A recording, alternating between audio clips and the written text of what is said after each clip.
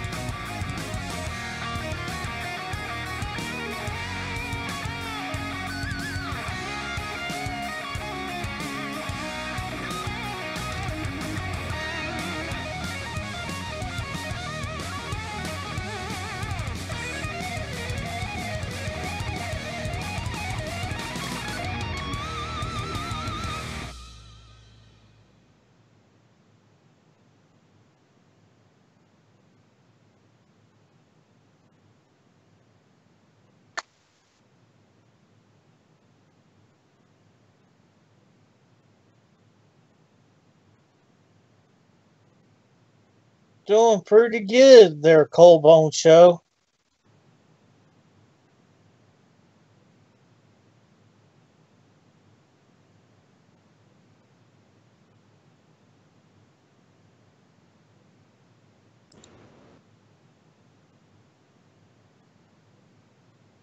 I'm good, thank you guys. Glad to be here.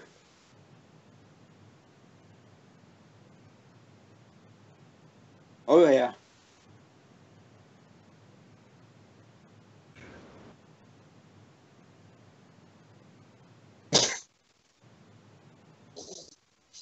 Fuck God! Fuck God! What's going on, guys?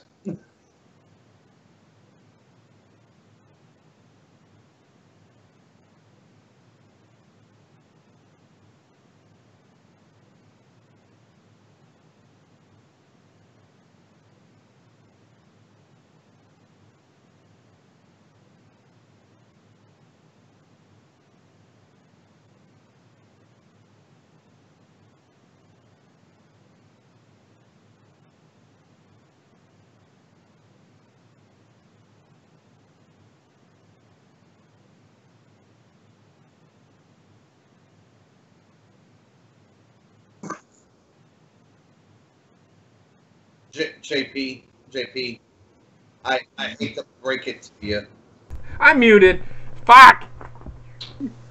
Now I muted it so that I couldn't hear anything going on around me. All right. So that being said, I'm gonna start over. I'm gonna start over again. As you know, they introduced themselves. If you could read sign language, whatever. I'm just kidding. So Bobbit, Trekster, and Trek and Johnny Ray Sinister. By the way, I told Trek told me something that I really don't fucking care about until the end of the show. But whatever, that works.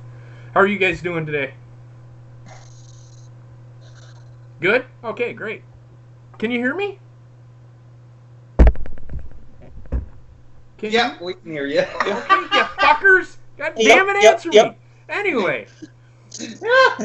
So I want to pose this question to everybody in the chat, as well as the panel here. I don't want the panel to answer it until the end of the show. The question is, was Stone Cold Steve Austin the epitome of the Attitude Era?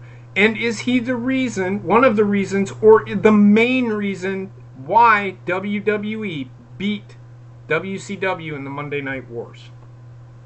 That's just a question. You guys can talk about it in the chat. I will leave the comments for these guys at the end of the show. I'll pose the question to them again.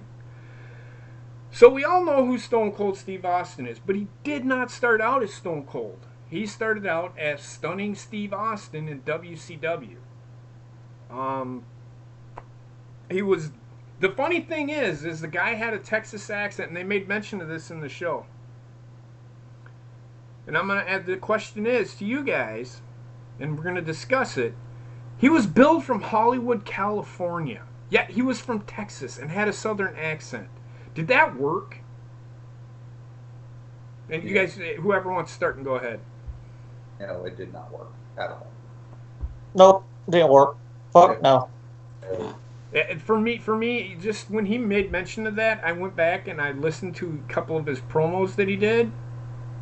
Yeah, it didn't work at all. It just sounded flat and disinterested. This wasn't very interesting. He was a great technician in the ring. He had great in-ring ability. He wasn't the guy, the ground and pound guy that we came to know, that character Stone Cold became. He was more of a technical. He had wrestling ability, so everybody sits there and says he only has 5 moves of doom. That's because of the character that he was playing. As Stunning Steve, he had more moves than The Rock ever had. What do you guys say about that?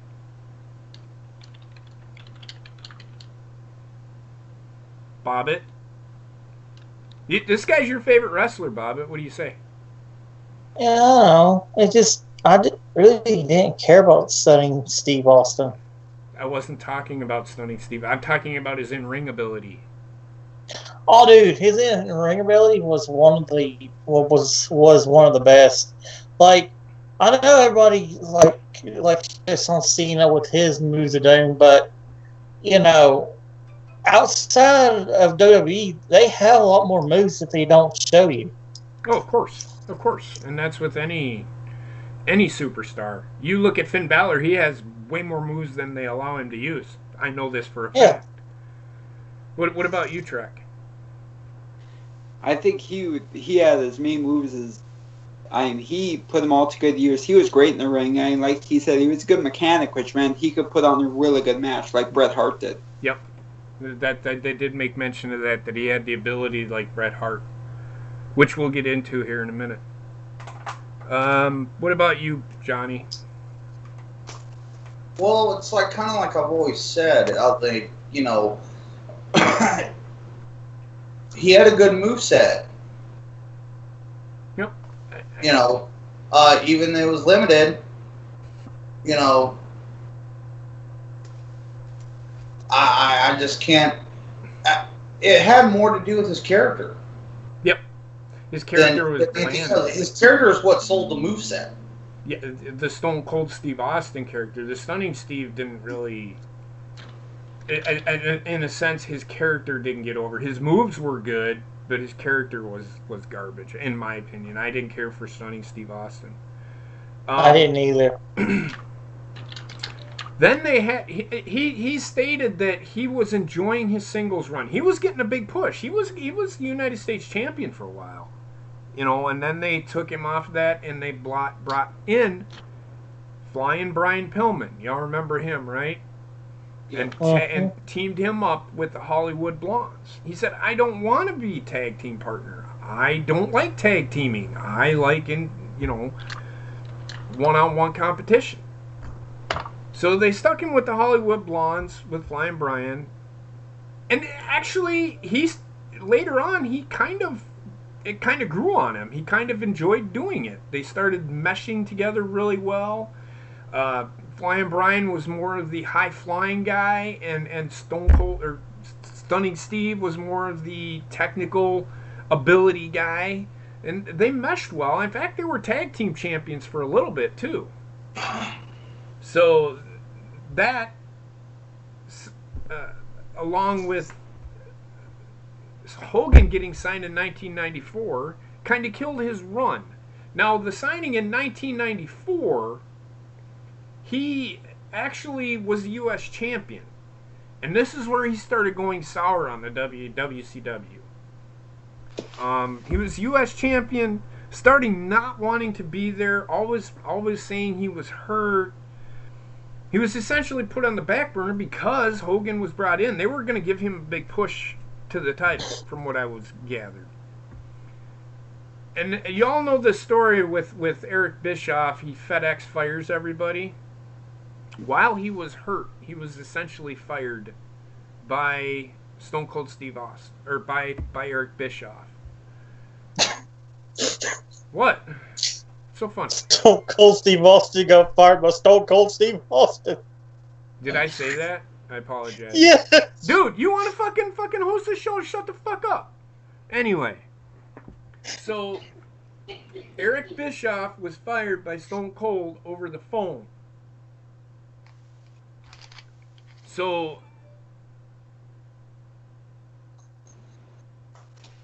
do you think that the Hogan hiring essentially pushed Stone Cold or Stunning Steve out of WCW? Discuss. Honestly, yes, because at the time, Stunning Steve was the best WCW had, and when they brought in Hogan, Scott Hall, Kevin Nash, they're like, well, fuck, we don't have anything. We don't have anything for Steve, so out the door you go. Yep. So he was fired not long after Hogan got there, and he wasn't doing anything. And then Paul Heyman gave him a call. He hired him, and he let him cut promos. Just let him cut fucking promos. He couldn't wrestle because he had torn bicep. So they let him cut promos, and they just let him vent. This is where his promo skills really took off. And he started being one of the best promos in the business ever. Do you agree with that, everybody? Oh, and if you want, talk about it. Do you remember him from ECW? I don't remember him from ECW. Dude, like I said in our ECW episode, we didn't get ECW out here, so I had no idea in the hell he was on ECW. Okay. What about you? You were an ECW fan, Johnny. What about you? Do you remember him in ECW? Yeah, in fact, that's why that's why it was always kind of a point of contention with me that when people say that that WWE had all this brilliant these brilliant character creations and all this during the Attitude Era, because I kind of hold the belief that a lot of these guys really kind of developed their character in ECW. I can agree with that. They translated it over, naturally they translated it over to the WWE because essentially WWE was doing what ECW was doing.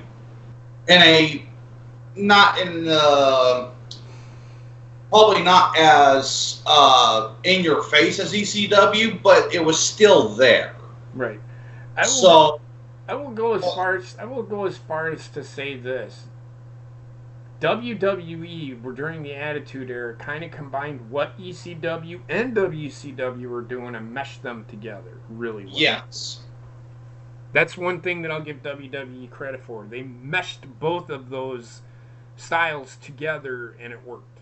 It fucking worked. There's no other word for it. Did he have any matches in ECW? I don't remember. See, because they didn't make mention of it.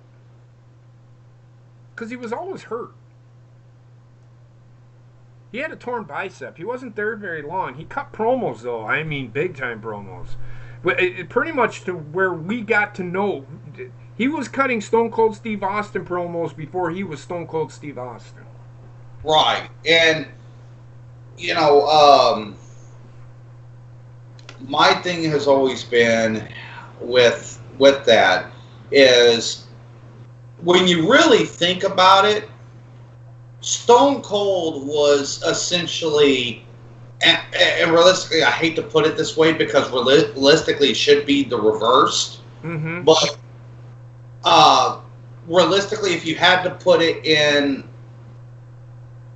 proper terms, Stone Cold was CM Punk before CM Punk was even thought of. That is true. I agree with that. You know, I think, you know, this is my this has always been my thing with about the whole CM Punk thing is that, don't get me wrong, I like CM Punk, but he's essentially was a Stone Cold Steve Austin 2.0. Right. And, you know, the stuff that he was talking about was, we saw that play out in the Attitude Era and realistically in his actual career, in the real life scenario, that he wasn't happy with a lot of the promotions. I mean, he even had problems with WWE there at the beginning where he had to literally go tell Vince, hey, you know, if you give me my character, I can go, but if you don't, I'm not going to be able to do shit. Right. Nope, totally agree. So, he left ECW and was sitting at home drinking beers on his couch, as he said, living off his land because he's a hunter. He's an avid hunter in real life. So he's from what, Victoria, Texas. How far is that from you, Johnny? I want to say it's about maybe an hour or two away from me. Okay. I just realized that that's where he's from, Texas. You're from Texas. I was just wondering where Victoria, Texas is. It's well, I take that back. It's probably more like 2 to 3 hours. It's down there, more in the Corpus Christi area. Okay. Which is south of me. Okay. And if you all don't know, he was a linebacker at North Texas. Yeah, University. I should have made mention of that. He was a wrestler. I don't think he wrestled in high school. I don't remember the documentary. They didn't make mention of him having any wrestling background. He was a football guy. More so than he was a wrestling guy, but he always had charisma. I remember watching. They were talking about his mom and dad always said that he had charisma, and he always, had that energy to. And he was really an intelligent guy too. And he gets bored with stuff, I guess, really quick too. So that comes with the intelligence, though. Yeah, like me, I'm intelligent. I get bored with shit really easy. But anyway. Mm-hmm. Keep it up, Bobbit. I'll fucking hang up on you. Then we get to where the bulk of his career is, and that's in WWE.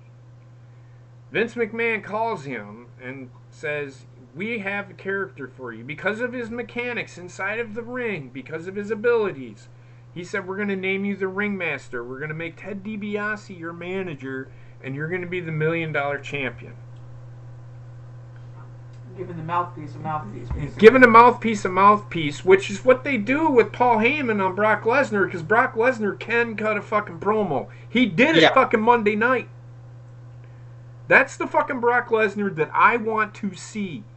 I don't want to see Paul Heyman coming out, I'm the advocate for Brock Lesnar. I don't want to see that guy. I want to see Brock Lesnar cutting fucking promo. That is right now to facilitate even further the champion gimmick.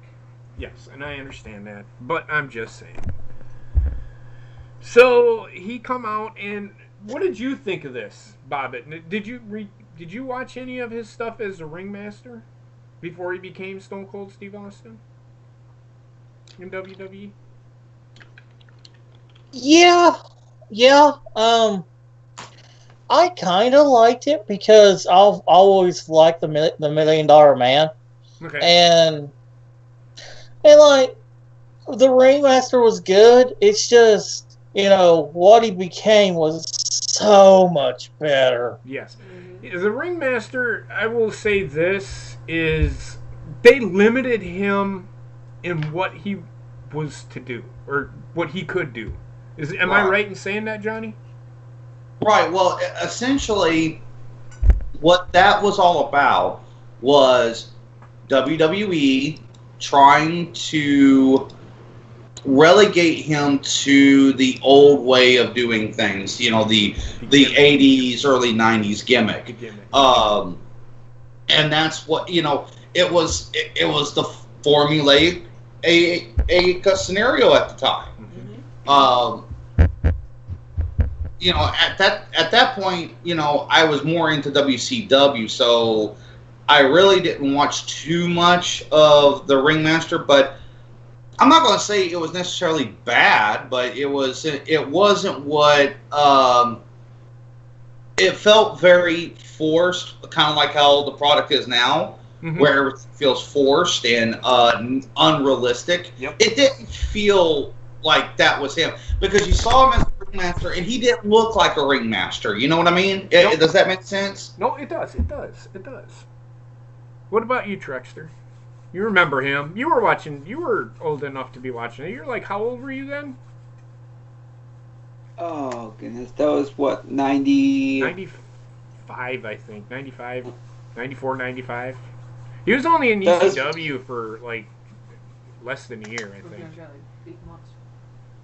It was like 95 he came to WWE. I thought he was good in WWE as a ringmaster, but you could tell that he was being held back, and it really was hurting him because like he was just he was getting there, but there was something holding it back. I wouldn't say they were holding him back. You got to remember, and what Johnny said is the whole what Vince was all about. It was about these over the top gimmicks, the doink the fucking clowns and all that shit is essentially what they were trying to do with Steve. And essentially the godsend is when fucking Ted DiBiase leaves. And he's like, we have to come up with a character. So he goes, he went to Vince and said, I would like to change my character. I want to change my character. I want to be the best person that I can for you guys so that we can fucking make us some fucking money here. Is pretty much what he said. So he was sitting. They got the idea that he was going to be that guy like Richard Kuklinski, and he made mention of this cold, calculating guy. And he didn't so much. I can't remember the exact words that he used. So they faxed him 3 pages of fucking names, and he said, these 3 names will stick out in my head. You know you've hit bottom when you hear these 3 names. Otto von Ruthless, Ice Dagger, and Vang McFrost. That last one just kills me. Vang McFrost. Can you imagine Stone Cold Steve Austin being named Vang McFrost? Fang! The Fang era has begun! So he essentially told WWE, what the fuck are you thinking? No, I'm not going to do that. And they said, okay, well, you come up with a name. So he's sitting there, and his wife puts his tea down in front of him and says, don't worry about it right now. Your tea is going to get stone cold. And he said, that's it. And from then on, it became Stone Cold Steve Austin. So the name was born, now to develop the character. I had a problem with his stunner at the beginning. It was missing something. Did you notice that at all? where he just turn into the guy and then just stun him and that'd be it. He needed it was something. like the original Pedigree. Right, he needed something to give it that feel where it could be one fluid motion. Where, I mean, if the, oh God, here comes the stunner, I'm going to push the guy away, is this, in a sense, is what that move was. I would have done. That's what I would have done. But if you kick somebody in the stomach, they don't know what's coming. Hence, he added the foot stomp to the stomach. And then the Stone Cold Steve Austin, the Stone Cold Stunner was born. Well, and there was a lot more nuance with that, too, because the fact that oftentimes he'd give him the birds right before he did it. Right. And then, you know, the thing that again, it goes back to the character itself is what sold that move, because he'd flip him off, kick him in the stomach, drop him, and then get in their face and just start acting like he was talking shit. Yep. Mad shit. That's what sold that move. He layered his character. He layered that move. If you get what I mean, it wasn't just the move itself, like Johnny's saying. It was what he did on top of that move. The first came the foot stomp, then the stunner, then the foot stomp, then the stunner, and then he started talking shit to the guy after he fucking stunned his ass. In a sense, and that's the Stone Cold. And he fucking whip him the bird while he's down on the fucking ground and shit. Yeah, I mean, that's the Stone Cold that I became to know and love. Now, I was watching WCW just like Johnny at the time, and I watched this Stone Cold character, and I'm like, holy fuck. I'm never going back. Right before any of the fucking Mankind shit, I loved Stone Cold. Stone Cold was the character that he epitomized the working man, if that makes sense. And we're gonna get to that here in a second. At King of the Ring in '96, he beats Jake the Snake Roberts. Hence, Austin 3:16 says, "I just whooped your ass." Was born. And if you look at Michael P.S. Hayes, he was in shock. He was in literal shock when he said that. Because you know what was funny about that? If you remember when they talked about it, that nobody knew that he was going to say it. No, which was the thing. Vince did. Him and Vince were the only two that knew he was going to say that. Right. And he ends up winning the King of the Ring. Now he's starting to get a big push. Because his character is developing. He starts developing.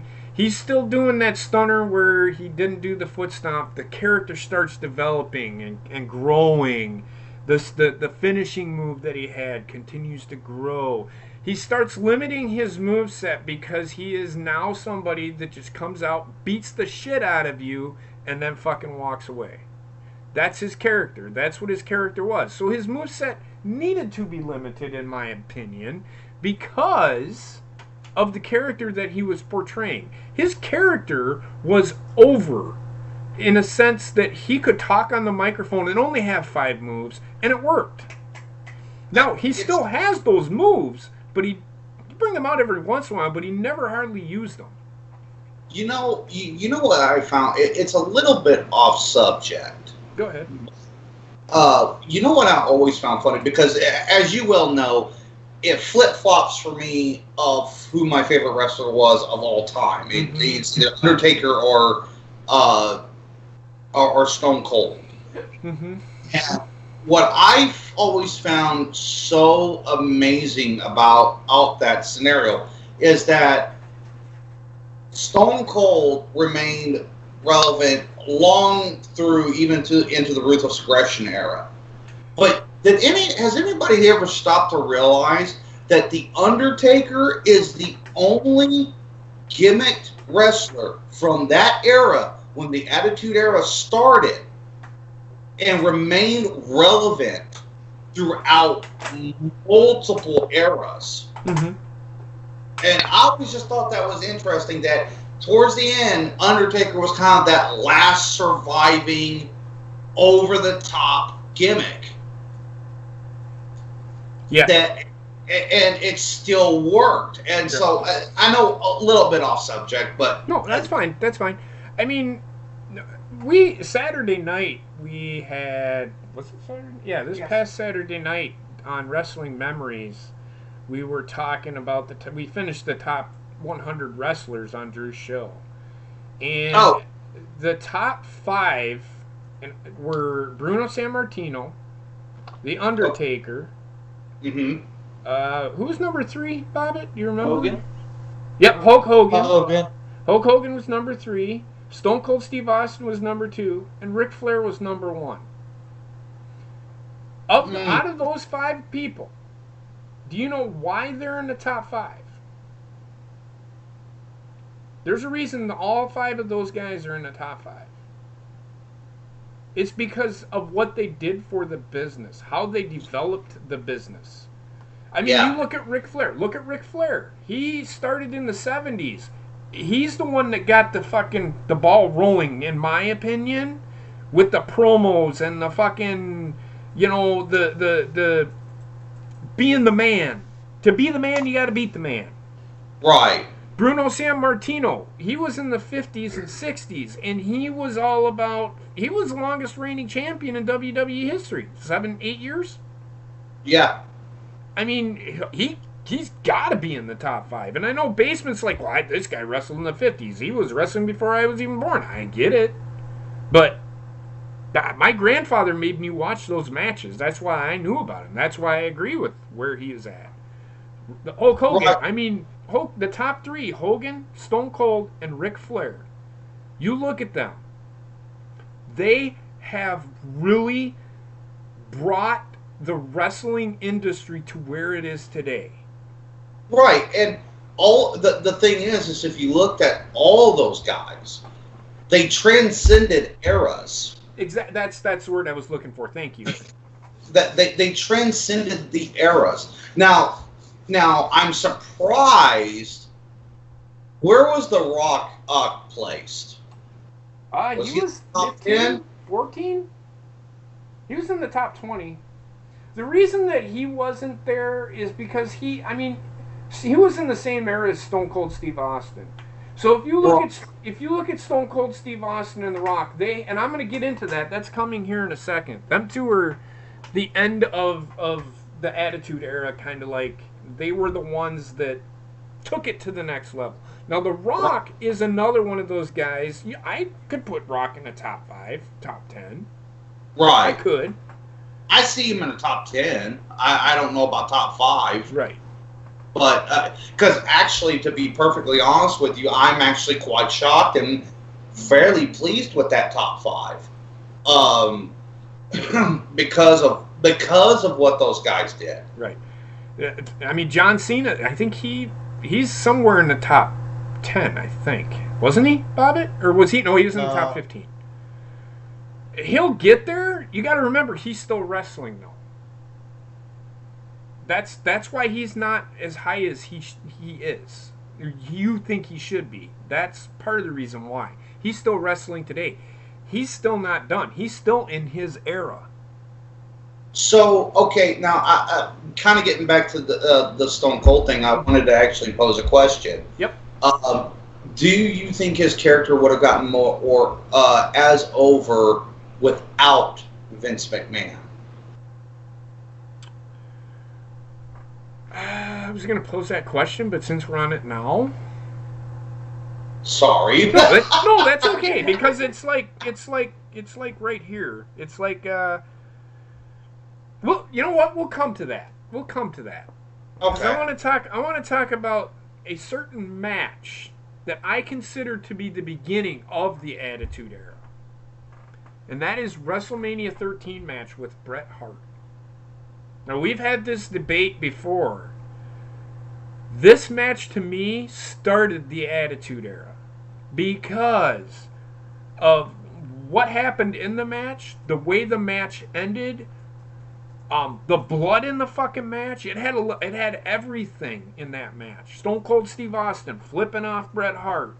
You know, the all over the fucking ring bullshit that happened. Or the arena bullshit that happened, that the Attitude Era brought us. That to me is where the Attitude Era started, and they made mention of it in the Monday night in the show or in that documentary that is essentially where the Attitude Era started. And I couldn't agree more with that statement.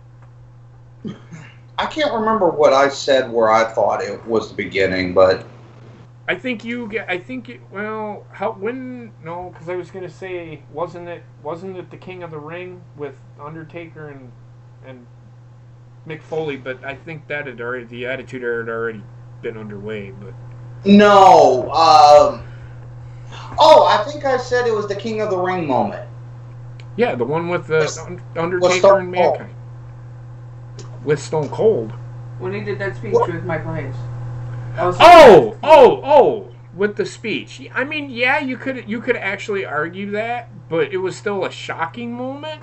But they didn't go full blown until after WrestleMania 13. Well, during WrestleMania 13. I mean, that's probably where the idea started of what they were going to do and how they were going to go about doing it. But I wouldn't say that's where the what's the word? The idea mushroomed into. But I think essentially, and we can. It's to each his own. You can say that that's where it started. I mean, I could agree with it because he said, because Stone Cold just whooped your ass. I mean, right. So, yeah, I mean, you could argue that. They just swore, so essentially, yes, that's part of the Attitude Era, but that match turned Stone Cold Steve Austin essentially babyface and it was a kind of like a double turn. Mm-hmm. If you I watched that match. In fact, I did a live reaction review to that pay-per-view. Well, what it really did kind of prove at that time is that a person losing, if done right, could make them, could turn them into a face. Mm-hmm. And that was one of the things that I always found interesting is that Stone Cold lost the match. Yes, he did. Oh, sorry. No, you're good. I was going to say, but him losing that match, did he really lose that match? He didn't tap out. This is essentially what they should have did with Asuka. Right. What we're talking about, and this is what I was talking about that night that I lost my fucking shit. I couldn't find the words. But if you go watch that Stone Cold Steve Austin Bret Hart match, he was in that move for what, 10 minutes? Mm-hmm. I mean, he was in that move forever. And he passed out. He didn't tap out. He didn't give up. He passed out from the pain. They should have done the same thing with Asuka, and she would still probably be stronger for that happening. Right. That's how you fucking have a character like that fucking lose. You don't have her fucking tap out 2 minutes into a fucking move. It's right. Ridiculous. Yeah, it essentially turned Stone Cold babyface, but was he really a babyface? That's the thing. That's the next question. Well, I think, and this is just my own personal opinion on it, I think Stone Cold was probably the first good example of a tweener. The great, what do you call it, anti-hero? Yeah. Very anti-hero. That he's not necessarily, his antics are not necessarily good, but you hate the person that he's doing it to even more. Right. So it's kind of, that's why I never really buy the argument nowadays that everybody's got that little shade of gray in them. I don't not buy necessarily good. Because Stone Cold was, the way I always looked at Stone Cold, he was like the equivalent of like a Punisher. Yes. It was that's what made Punisher such a good series, is that the fact that he was a hero, but he killed people. Right. A hero doesn't do that, and that was the thing that made, and translating that into Stone Cold, a hero at that time didn't give the boss the bird and talk a lot of garbage or cause mayhem and destruction. It wasn't, it was very what Bret Hart was up until that match. Yep. Very traditional. I'm going to eat this man because he's doing wrong and he's a mean old nasty man and he needs to go down. Rah rah rah. Right. That had played out, and I think that's why it really helped with that persona of Stone Cold. Yep. Agreed. Because it was so different. Yep. Where'd Bobbitt go? I was going to ask him next. I have no idea. Trexter, what about you? What do you? What is really a baby? Go ahead. No, I was just going to say, elaborate on WrestleMania 13, and then talk about whether or not he was essentially turned babyface. He was essentially turned babyface, but he wasn't a babyface in the traditional sense. He's more of what they called an anti-hero. That he would go out there and just do whatever the hell he wanted. He didn't give a shit. For me, though, the Attitude Era actually began the week before WrestleMania when Bret lost the cage match and started just flipping out on TV and started swearing up and down. Like, that's pretty much where the Attitude Era began for me. Okay, where? What? We were talking about where the Attitude Era began for us. What cage match? The cage match was him versus Psycho Sid. Okay, and that was when? Before or after WrestleMania? That was the week before WrestleMania 13. That was the go-home show. I don't think that I would really. Isn't that the one where Sid broke his leg? No. I don't. I mean, it's your opinion, but I don't know if that's essentially where it started. I would say if that's the case, then I would say that what Johnny said would start the Attitude Era. Because I mean, can see it. Bret Hart walking around throwing a fit in the middle of a ring. That guy was. I hate to say this because I love Bret Hart inside the ring. That guy was so fucking boring and fucking stale with a fucking promo that he couldn't fight. He couldn't get the word Attitude Era out of his mouth. Right. That's just no. Go ahead. No, I just mean because at the end of the match, they were taking the cage down, and Vince was interviewing him. He shoves Vince down on his ass. He goes, frustrated is the goddamn word for it. This is bullshit. And he starts cussing his head off, which we had never seen from Bret before. So it really did kick into the thought that this is a new era. Okay. I'm so sorry, Jay. Yeah, I'm back. I had a piece so bad. Oh, that's okay. So we just asked the question about WrestleMania 13. You heard all that, right? And the essentially. So I'm gonna ask you the same question I asked Trek, and he gave me a bullshit answer. But whatever. I'm just kidding, Trek. I'm just kidding. But I know, man. I'm really not kidding. But anyway, so tell me what you thought of the match between Stone Cold and Bret Hart at WrestleMania 13. And then if it essentially turned him babyface. And what kind of do you think that him being that anti-hero is actually babyface? Go ahead. Okay, to answer the first part of your question, that match is one of my favorite Stone Cold matches of all time. It's that fucking good. To be honest with everybody, that is my favorite match of all time, is that match itself. Yeah, and like, the way they ended with Stone Cold and the pool of blood, like that was wrestling for me. Like that's what got me into wrestling. And I wouldn't say that Stone Cold was turned babyface. He was more of a tweener. You couldn't really tell if he was heel or if he was face. I always consider him as an in-between guy. Yep. Yeah, and the in-betweener, he's not saying... Elaborate on the in-betweener guy, if you could. Like he wasn't like overly face, but he wasn't overly heel either. Like, he had traits of both. Yes. So he's not saying he was a tweener guy. He wasn't a fucking main card guy. That's not what he's saying. I know there's a lot of people in there that'd be like, what do you mean he was a betweener? God damn, he's a 5-time world champion. Relax, people. So yeah. Then SummerSlam happened in 1996. And one of the scariest moments that I remember almost essentially ended what WWE was trying to do. To no fault of Owen Hart's. He didn't do it on purpose. It just happened. The pile driver heard around the world, in a sense.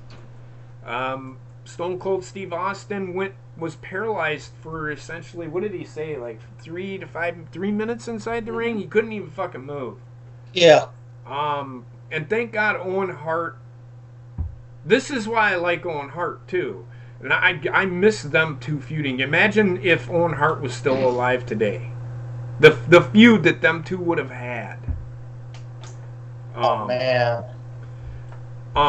So that he ended up having to not be at the show for it, be on Raw or doing a pad. I can't remember how long it was he was out for, but he wasn't there. He couldn't compete.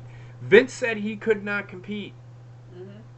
He stuns Vince McMahon in the middle of the fucking ring that night that he said you are not cleared to compete.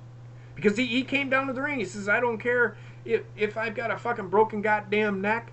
I'm going to fucking beat the hell out of somebody. That's essentially what his promo was. And Vince said, you can't because you're not cleared to wrestle. And he stunned him right in the middle of the fucking ring.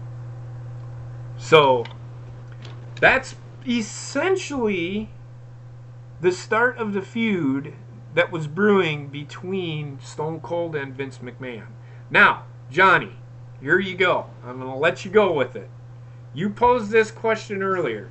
Pose it again, because it's been a while since I have a short-term memory. Okay, the question was, would have Stone Cold gotten as over without Vince McMahon?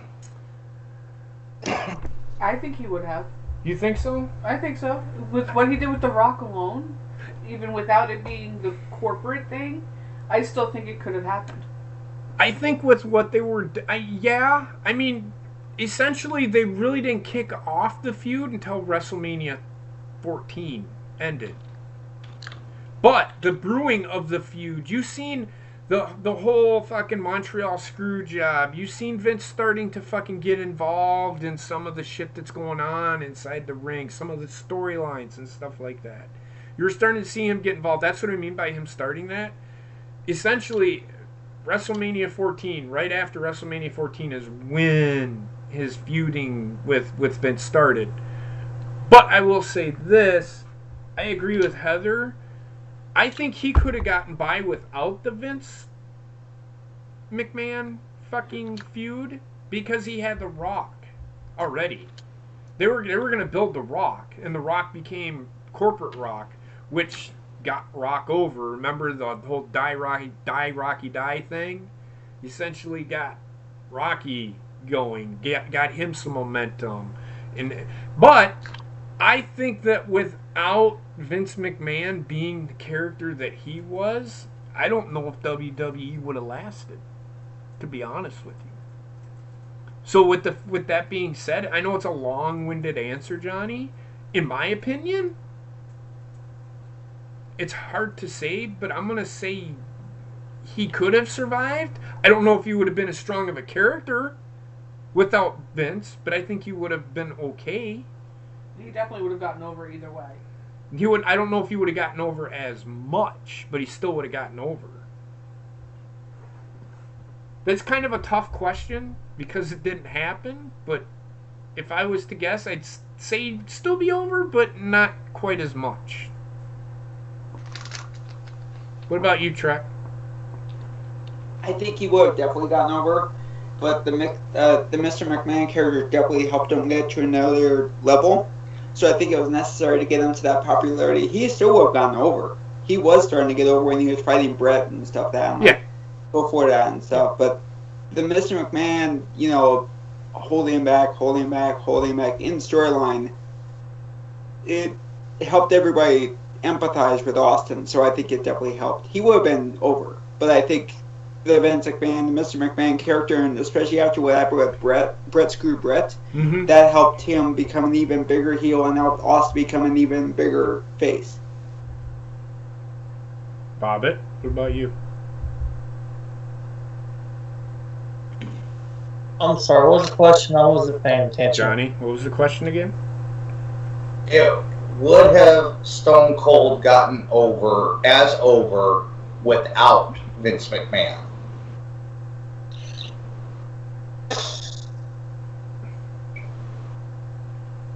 I don't honestly know, because that's a really tough question to fully answer, because I honestly don't know, because honestly there was nobody, you know, he could have had that big of a feud with at the time. I said at the time because Rocky was still Rocky Maivia at the time. So he didn't have the Rock to bounce off of. And when you think of Austin, Vince McMahon is the first thing that's synonymous with Stone Cold Steve Austin. So I would say no, but also yes at the same time, because we don't fully know what would have happened if Vince never got involved. Like it's one of those alternate dimension things that we will never know the full answer to. Nope. Okay. Well, what say you, Johnny? You're the one that posed the question. I am going to go with, it's a very hard question to answer, because we don't really know how it would have played out. I will say this. I am going to say that he wouldn't have, in the sense that I think if you didn't have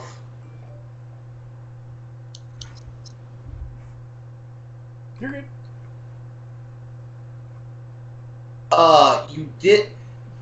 if it wasn't for Vince, I don't think you would have had as relatable of a character. Correct. That I agree with. And so what made Stone Cold so appealing is that leading to one of your points, is that he was the working man. He was the pissed off worker going after the boss. And all that stuff.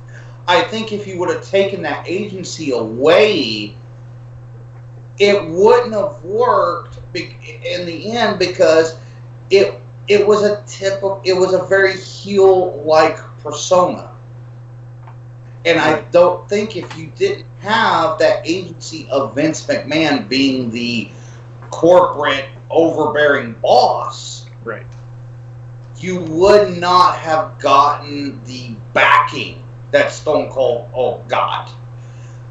So it is a hard question to say, but I truly believe if you did not have that Vince McMahon dynamic to make Stone Cold more relatable to the audience, right, I think he would have wound up heel, and he wouldn't have gotten as, now he might have gotten way over as a heel, but not as a babyface. Right.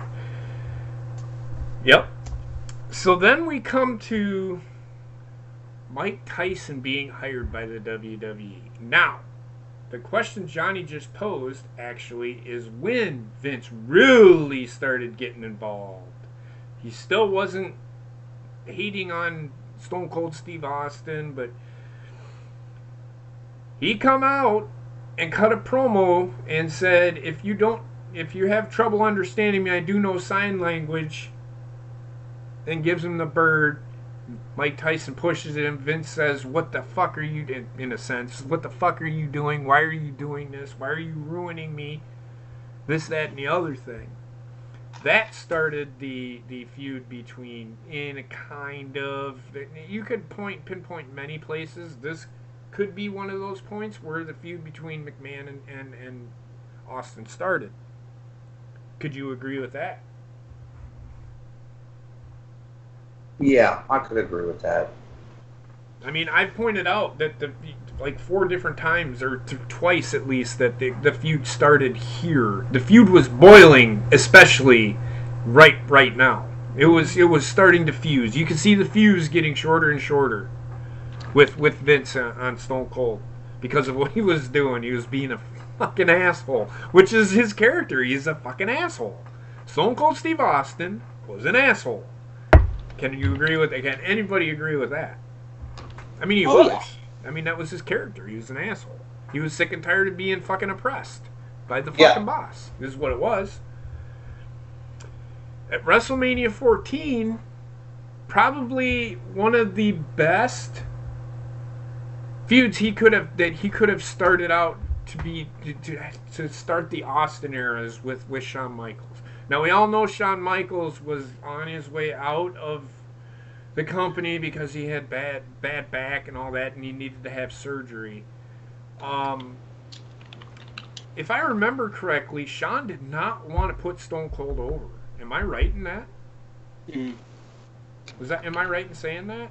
At first he didn't want to do it, but then he found out he had to have back surgery. He's like, fine, I'll fucking do it. So he beat Stone Cold beat Shawn Michaels at WrestleMania 14 with the help of Mike Tyson. Well, not really. Stone Cold did it on his own, but that's the night that fucking Mike Tyson knocked out Shawn Michaels, essentially writing Shawn Michaels off of TV for a little bit. Essentially starting fucking a new era with Degeneration X. We did that episode a while ago. So you're seeing all of these Monday Night Wars are intertwining. They all, and we've made this, and we can pinpoint many points. The Montreal Screwjob started the Attitude Era. Stone Cold, the WrestleMania 13 started the Attitude Era. On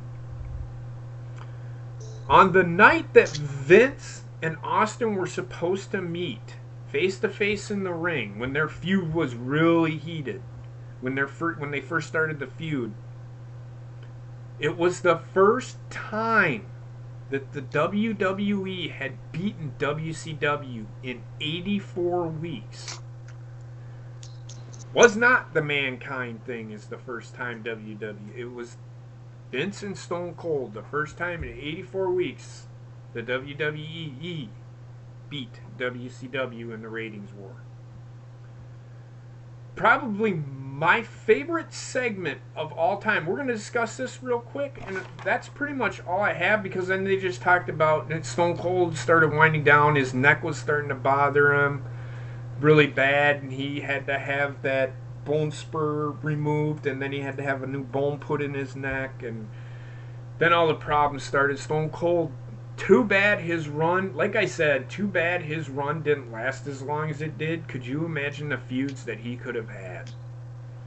He could have had John Cena feuds. I know he had a feud with The Rock. Him and The Rock had the best feud possibly in WWE history, in my opinion. Them two were the epitome of the WWE at the time. But my favorite episode, and probably the greatest feud of all time, I should have said the greatest feud between wrestlers is Rock and Stone Cold. But the greatest feud of all time is Stone Cold and Vince, and the hospital segments where Vince clobbers Vince McMahon with the bedpan. That is my favorite segment of a Monday. That is my number one segment. You know how WWE did the best Raw moments ever? That's my favorite moment ever. The feud between them two was just, again, we keep saying it was what, Bobbitt? It was the oppressed employee beating the shit out of the fucking the boss. So like you go. This is why Monday Night Raw worked. This is why WWE worked so well. You come home from work after having a bad day, your boss is being a prick. You knew Monday night, fucking Stone Cold was gonna beat the shit out of fucking Vince McMahon on Monday fucking night. That's why it worked. That's why that feud worked so well. What says everybody else? Oh, I definitely agree with that. Yeah. The bedpan being the best segment ever? For me, it was. I'm just talking about the feud in general. I just made mention of that feud. If you were to pick the best Stone Cold... I'll do this. Pick your best Stone Cold Vince moment ever. Beer bath. The beer bath, that's another one of my favorite ones. Probably number 2 for me. Cement truck in the Corvette. The cement truck in the Corvette, there's another one. That's number 3. What about you, Trek? When he drove the Zamboni to the ring. There's number 4. Bobbit, what about you? I actually have 2. Well, one with The Rock, one without The Rock. Okay. I'm talking about Vince Stone Cold moments. Not Rock, okay. Not Rock. Yeah, well, I have one with Vince, one without Vince. One with Vince is the fuck. There's Hang on, I'm trying to remember. Was he The driving one the vehicle? where he held a gun to his head. Oh, I was there at that event. I keep mentioning that. I was there that night that happened. That was one of the funniest moments. That's number 5. Here's all I mention. Those are the 5 big moments that I remember. And I know I was there for that moment, but it's not my number 1. I still love the bedpan. Just the way Vince took that shot, that fucking bedpan was fucking great. It was like Terry Funk with the chair. That was fucking hilarious. He's sitting up, and then fucking Stone Cold in one split motion grabs the bedpan, clanks him, and he fucking is great. And then he just starts beating the fuck out of him. It's great. It was great. And here's another one thing I liked. I didn't know this happened until much later on the network. Fucking William Regal's in the middle of the ring reading a storybook. Stone Cold walks down the ring, Right? stuns him, and walks right back out. Post Malone, Stone Cold stunned Vince like 55,000 times. Which one? Every time Vince and him came face to face, there was a stunner involved. Or something to that effect. Except we smacked him in the nuts that time. If we were to pick the best seller of the Stone Cold Stunner, who would it be? Rock. You think what he was doing was great selling? I call that fucking ballet. I'm going to say it now, Vince. He sold the Stunner Has to be perfect Vince. every fucking time. You're not supposed to fucking do cartwheels when you get the fucking Stunner. The funniest, or backflips for that matter, the funniest seller of the fucking Stunner was The Rock. Yes, I will give you that, but he definitely wasn't the best seller of it. Sergeant Slaughter was another really good seller of the Stunner. The Watch worst the- one was a Triple H. Triple H was a really good seller of the Stunner. What were you going to say, Trek? Shane was too. Who? Shane.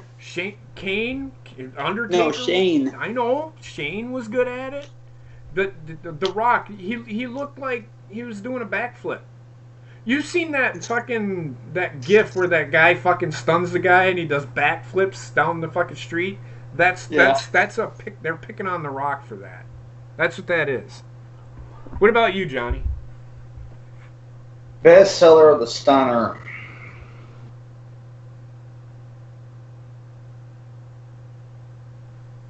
Believe it or not, I'm going to say Shane McMahon. Yep. I mean, it's hard. I just love the way everybody says, "Oh, he took that stiff." You're supposed to take it stiff. You're not supposed to know it's coming. The way the way they sold that, like he'd go right to the ground, you know, take it right on the fucking chin and then fucking go to the ground limp, not fucking do a fucking cartwheel and a fucking backflip. This isn't fucking gymnastics, dude. But in a sense, whatever. And I did make mention of the beer truck as well, because The Rock was involved in that segment too. That was a whole corporation. Yeah. It was a whole corporation was involved in that segment. So, to finish it off, The question that I posed, and I'll ask it again, and I'll ask everybody on the panel. I know Heather didn't get to talk much, but she was making food at the beginning. Mm-hmm. I'll give Heather this right before we do this. What did you think of Stone Cold's run in WWE compared to DCW and WCW in a nutshell? I think it was the defining moment of his entire career. Being in WWE? Yes. Okay. Because without the WWE, we wouldn't know who Stone Cold was. Well, we Stone would. Cold never would have existed, basically. Oh, well, yeah, Stone Cold wouldn't have, but Stunning Steve would have. Stunning Steve, yes, but there's not. You don't really remember much from Stunning Steve. That's true. All right, so here's the question, and then we'll end it here, and we'll start with Bobbitt and work our way down. Was Stone Cold Steve Austin the epitome of the Attitude Era, and the reason? One of the reasons, or even better yet, the main reason that WWE won the Monday Night Wars. Bobbitt, I'm going to go ahead and start with you. Yes. Honestly, yes. Because WCW didn't have an answer for him. And neither did ECW. But Stone Cold was lightning in a bottle. Like, he's one of those superstars that you only get once. And fortunately, Vince was smart enough to capitalize on that lightning. And you know, if he was still with WCW, he wouldn't have been as big as he was. Right. Do you think he's the epitome of the Attitude Era, though? Oh God, you can't say Attitude without Stone Cold. Okay. Okay. Trexter? Is he the reason that the Attitude Era is so successful? Hell yes. I mean, he brought that center stage. No pun intended. He brought that into focus big time. He was flipping people off. He didn't give a shit. He was cursing on TV. Oh yeah. He was flipping the referee off. Everything. Yep. Yep. Do you think he is one of the reasons, or the sole reason, or even one of the reasons why WWE beat Nitro, WCW? Oh, absolutely. Okay, absolutely. What? Do you think he is the reason, or do you think he is just one of the reasons? He's the main reason. You think so? Okay. Mm-hmm. Can you elaborate on as to why? Well, like they said on the show, that his stuff was the reason why that the ratings kept going up, why they could be neck and neck with WCW and keep it going. Even when they weren't close, he was the one. I remember in high school, everyone's like, that guy Austin just flipped off the referee, just starts going nuts. I want to see more of him and stuff. And then they break the 84 weeks of the row record with him versus Vince, which didn't really happen at the time, but still, that's what everybody wanted to see, and that wouldn't have happened without Austin. Right. Yeah, I agree. I mean, I'll give my reasons here in just a second. Johnny, what say you? I can't agree with that. Mm-hmm. Okay. I'm not taking anything away from Stone Cold. I think he was a big reason. He wasn't the only reason. Okay. But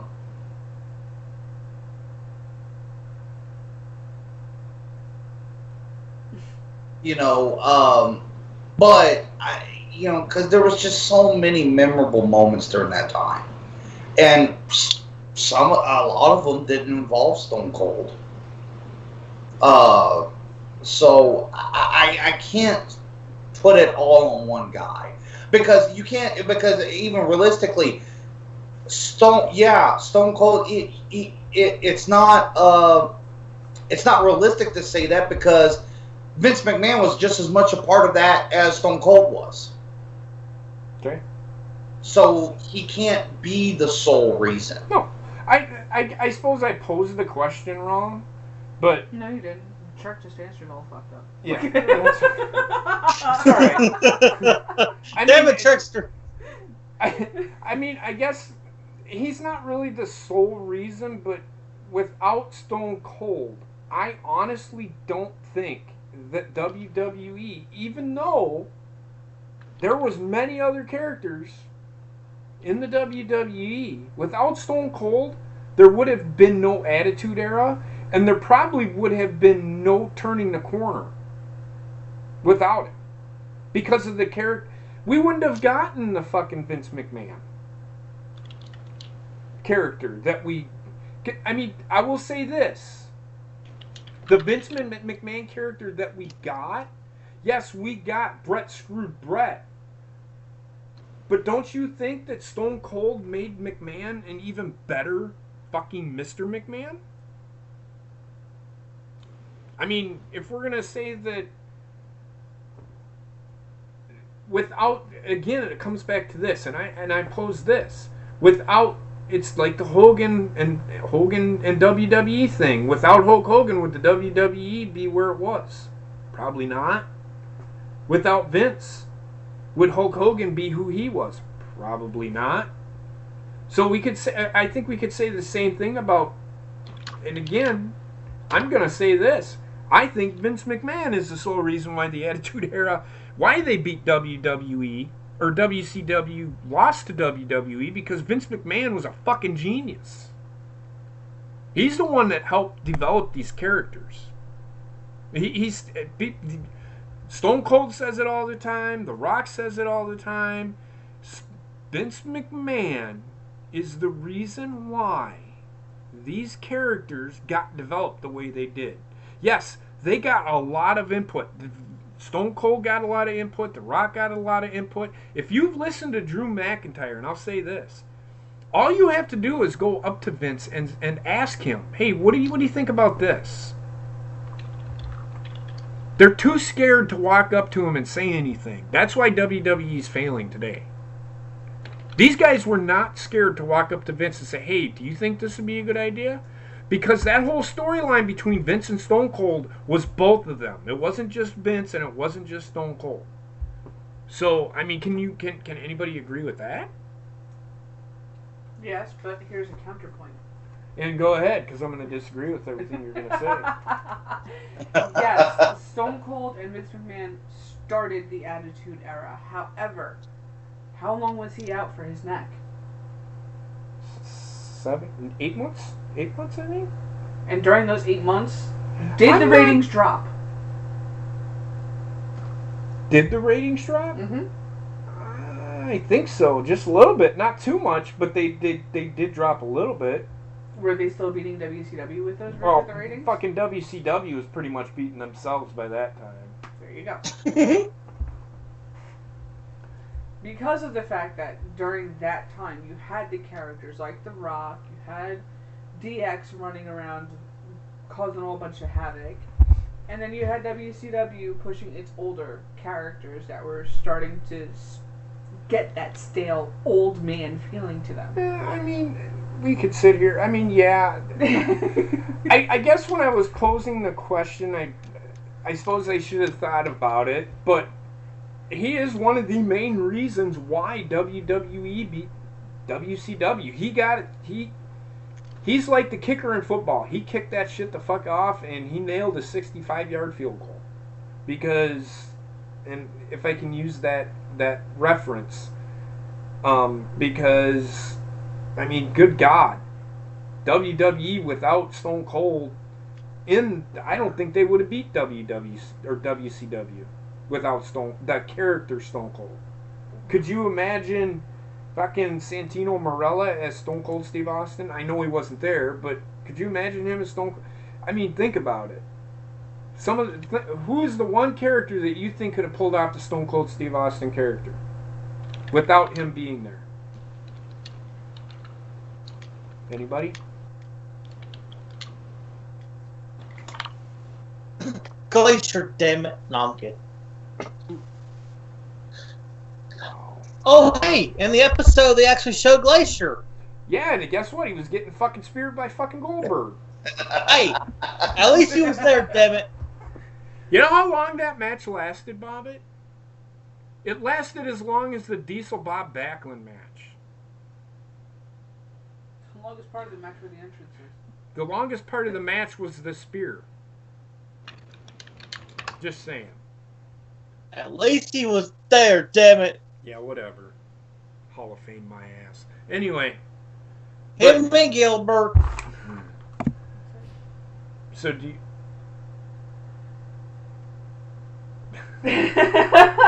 Thank you, okay, Faye. Thanks, okay, Fabe. Did someone say Drew McIntyre? I need haggis. That's funny, man. So, yeah, I mean, there you go. I mean, I personally, and I could sit here, we could argue about this for hours. You got your show to do, so we're gonna. You don't feel like doing it tonight? Okay, apparently Heather's not feeling good, so she's not gonna do her show tonight. I did not know that. So, with that being said, is there any final thoughts, Johnny? Anything you want to say about Stone Cold and the Attitude Era and the Monday Night Wars? All the while, we didn't even talk about WCW. WCW had their Stone Cold Steve Austin. He was Goldberg, and then he got fucking hurt, and that was the reason why. That was a big reason why WCW fucking failed big time.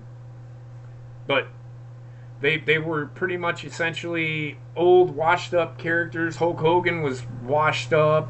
Ric Flair was getting old. He reinvented himself in the WWE. About 20 years before that even happened. I know, but so the characters were, and then you seen X-Pac come back and to WWE or Six or whatever you wanted to fucking call him. So in a sense, that's my final words on it. WCW just bit the big one. Stone Cold was one of the main reasons why WWE fucking won the Monday Night Wars. I completely agree, and I can just say this: if there's one thing to take away of it, do I say he's the sole reason? No, but as Vince McMahon and once said at his Hall of Fame speech, without a doubt, he is the greatest superstar of all time. Oh, I can't. Absolutely. Everybody Everybody can agree with that. Every single person on the planet, whoever has seen Stone Cold, even if they're going back and watching his older stuff, they could agree with that statement. He is the greatest WWE superstar ever. Now, that's not to say that there won't be somebody else that steps up and takes that mantle, but I have yet to see it. Roman Reigns is not that guy. AJ Styles could be, but he got there too late. I have a feeling once they give Drew McIntyre his singles run, he's going to be the one. He's the only person, him or Adam Cole or fucking EC3 for that matter. Or Ricochet. Or Ricochet, if they let him, could be that guy. It all comes down to character building and whether or not they can allow these guys to do what they need to do. But I agree with you, Johnny. He is by far, up to right now, he is the greatest WWE superstar to ever step foot in a ring, or into the WWE for that matter. Yep. I mean, he's number 2 on a lot of people's list, if not number 1 as greatest wrestlers of all time. Absolutely. Right. Trexter? For me, he's the reason I like wrestling so much. I mean, I like Hulk Hogan, I like Cena, I even like Roman Reigns to a degree. I don't like how they push him, but I like Austin because we could all identify with Austin. He's the blue-collar guy you want to see kick his boss's ass. And he did all that fun stuff. I'm like, where else you guys see someone drive a Zamboni or drive a beer truck or break their boss's car with a cement truck with an ugly Corvette getting it? No, I'm kidding. But I'm like, he was the epitome of fun. Yeah, I mean, yeah, you could say that. I was interrupted and I was gonna say something, but now I forgot what I was gonna say. Why Society said Tommaso Ciampa could be that guy. I don't know, how old is Ciampa? Isn't he like 34, 35? He's getting old. I'm talking about younger guys. You look at AJ Styles, he got there when he was 37. That's not really a long run in WWE, in my opinion. He'll be in a Hall of Fame, but I don't think he's the greatest to step foot in the ring the last 3 years. But he's not the great 33. He might be if they build him right. But right now they've got him. He could be the Stone Cold, but they got him fucking so heelish right now. I don't know if they'll be able to fucking pull him out of it. I will say this about Roman Reigns. He could be that character. And it's not that the way that they're pushing him. It's the way he's booked. It's not the push. It's the booking. I don't care if they push the guy. They push The Rock for fucking 4 years, 5 years, 6 years, 7 years, but he wasn't in the fucking main event at WrestleMania fucking 10 years in a row. That was a difference. They also let him develop the character. They didn't develop the character for him. Yes. What say you? And I'm gonna let Bob. This is his favorite guy, so I'm gonna let Bobbit have the last word. There's really not much more to say about Stone Cold Steve Austin. I mean, he really was the pinnacle of characters when it comes right down to it. Because, yes, it was a gimmick, but it was not a gimmick at the same time. Right. That whole thing, like with Diamond Dallas Page, less is more. Yep. He was all mouth, he was all attitude, and just basically, I don't give two shits about you. You're going to fuck up my life, I'm going to fuck you up. Yep, and I will say this. Every character in WWE today is still a gimmick. But it's how they portray that character and how they build that character as to whether or not it is actually a gimmick, if that makes sense. And that's what they did with Stone Cold. Stone Cold, like I said, was the everyday working man. He was the fucking guy that fucking walked up to his boss and bitch slapped him. Mm-hmm. You know? That's everybody wanted to do that, and they kept making mention of that in the show. So yeah, Bobbit, I'm gonna give you the final. You said that this guy is your favorite wrestler of all time. I'm gonna let you. You got 2 minutes. Go. All right. Good talk. Really? He's fucking with you, Bobbit. I know, but. Like, where do I go that hasn't been said? If it wasn't for Stone Cold Steve Austin, I wouldn't be a wrestling fan right now. Like, I wouldn't be on this show, or I wouldn't have known any of y'all. Like, Stone Cold was everything to me back during my childhood. Like, every day at school, that'd be the talk of the lunchroom. Be like, oh, did you see what Stone Cold did last night? Did you see, did you see the Zamboni or the cement truck? Like, if you wasn't watching Raw back then, you was missing the fuck out on some good shit. Like the times I watched WCW, I'm like, I wonder what Raw's doing, because Stone Cold and Raw, especially with the whole Vince angle, that was pure gold back then. Like, that was all we talked about with Stone Cold. Like, I don't know anybody who wasn't a Stone Cold fan. Hell, me and Dad, we cannot agree on anything. Like, his favorite NASCAR driver is Darrell Waltrip. He makes fun of me for being a Gordon fan. When it comes to Stone Cold, we have the same opinion. We both like him. Hell, my mom, she got out of wrestling back during the late 90s. She was a Stone Cold fan. Like, he's the only character that transcended, through everybody. Like, everybody wanted to be Stone Cold. Everybody loved Stone Cold. I'm just kidding. I don't know if you'd seen what I did there. I took off my hat. I bald. Get it? Haha. Just kidding. Yeah, I mean, I couldn't agree with Bobbit anymore. I mean, Stone Cold is one of the reasons why I got back into wrestling. I got out of my drunken stupor and started watching wrestling again. Loved it. That being said, I'm going to end it here. Do not forget, I am back tomorrow. I am so excited. I got a special treat for you guys. We're actually going to be talking about This Week in Wrestling on Friday on my show, on my channel. My channel. Yes, I have a channel. This isn't mine. This is others. I am back tomorrow. I will be back on my channel, and I'll be back to the same old, same old. So continue to support. Come over there and watch me on the Cold Bone Show. The Cold Bone Show will be back tomorrow. We'll have This Week in Wrestling, and you guys are going to love the thumbnail. Have you seen it yet, Bobbit? I sent it to you in an email.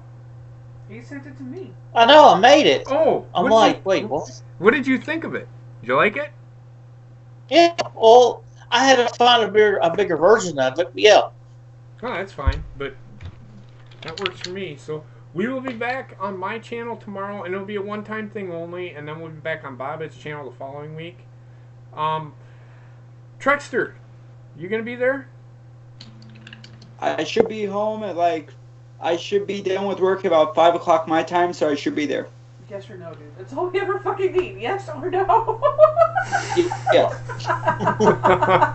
Johnny, you gonna be free tomorrow? Yeah. Okay. And we're just going to talk about stuff that happened this past week. That's what we do. If you haven't seen the show, that's all we do. We talk about stuff on past week. Drew, I am going to say this right now. As you know, at the end of the show, he called us on, and he talked about it last night on his show, and I made mention of it. You're going to be missed, man. I enjoyed the concept that we came up was we were on a Skype call. We talked about this last week, I think. I think it was last week or was it the week before. That the concept for the show came me, Drew, and Merge. And I think, Bobbit, weren't you on that call? I can't remember. But yeah, I was the one who came up with the name. And we were just talking about wrestling. We started talking about The Undertaker. If you go back and watch episode 1, the first episode is me and Drew stumbling through The Undertaker. I'm not gonna lie to you. It was a lot of dead air, but it was fun. It was something I've always wanted to do, is sit there and talk about wrestling with friends, and that's what Drew and I started to do. And he wants to spend more time with his family, and I respect that. In fact, I told him before we even started the show, I'm like, Drew, if you need to take a step back, please don't hesitate. You'll always be welcome on the show, and he is always welcome on this show.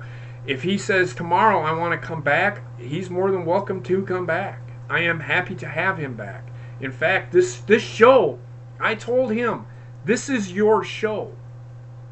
I want you to run with it. Do with what you will.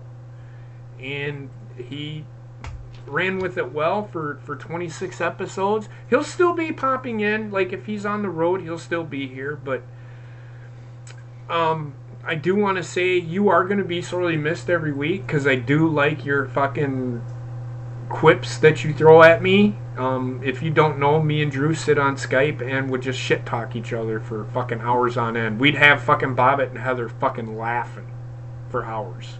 Just fucking railing on each other with fucking one-liners. But, so I just wanted to point that out, and I'm probably speaking for everybody on this show. Without Drew, his moderation, and I'm not a very good moderator. I hope I did okay. I know I'm not as good as what Drew was or is, and I never claimed to be. I'm more of a guy that likes giving commentary, and I'm that color commentator guy, but I'm stepping into a new role. And I'm going to try it. If I don't, I will see if like, fucking Trexter or somebody wants to fucking do it. He has to remember to take the light bulb out of his mouth first. No shit. But that being said, I just wanted to throw that out there, and I'm pretty sure that the sentiment comes from every single one of us. Drew, we will miss you on this show. Please don't be afraid to pop in and say hi every once in a while. We will more than gladly add you to the call. I don't care if you're sitting in the bar getting fucking shit-faced. That's how this shit started. But that being said, I'm going to talk to you guys later. I will see you tomorrow on my channel. And then don't forget to check out the fucking, I can't remember the Reels, whatever that. Behind the Reels. Behind the Reels channel. I will probably be doing a video for that over this weekend. So and it'll be Prisoner of Azkaban, I'm assuming, because you guys are doing the Harry Potter series, right? Yes, but Okay. that's Bob and I's review of Prisoner of Azkaban. But I'm going to be doing a pre-recorded, the first episode of Coming Attractions. So. Okay, and then Trexter and I will be doing a show soon. I don't know when, because he doesn't get with me like I keep asking him to. I'm an idiot. So anyway, That being said, I'm going to end the show here. I will talk to you guys later. We might even do a live stream from Heather's channel of the apartment that we're going to see tomorrow. We might be moving into a new place. You might get to see me say cunt really loud. So that being said, I'll talk to you guys later. Have a great night and a good night.